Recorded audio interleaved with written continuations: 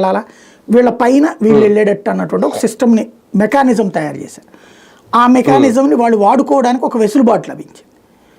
లేయర్లు, లో లేయరు, పై లేయరు, ఆ పై లేయరు, అది అవతల వాళ్ళు సంతృప్తి పడడానికి ఉపయోగపడింది. అందుకని విజయం సాధ్యమైంది. ఇదంతా లోకేష్ ప్లానింగ్.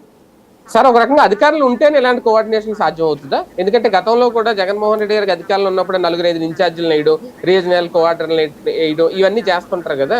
అధికారులు లేనప్పుడు కూడా జస్ట్ ఇది మహా అయితే 4 జిల్లాల్లో జరిగిన ఎన్నికలు, ప్రతిపక్షంలో ఉండి కూడా ఇలాంటి కోఆర్డినేషన్ చేసి వైసీపీ అభ్యర్థిని నిలబెట్టడం అనేది సాధ్యం అవుదా? చేయలేరా?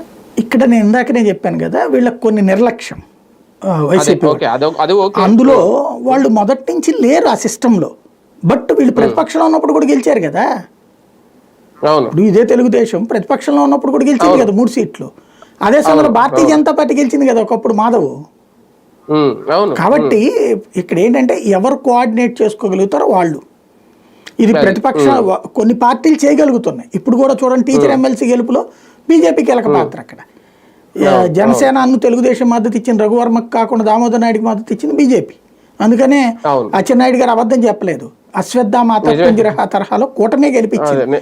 కూటమి ఇద్దరికి మద్దతు ఇచ్చింది. కాకపోతే వీళ్ళతో మద్దతు ఇచ్చింది ఈయనకి, వాళ్ళు మద్దతు ఇచ్చింది ఆయనకి. కాకపోతే వైసీపీ ఎవరికి మద్దతు ఇవ్వాలి. కానీ వాళ్ళు ఏంటి,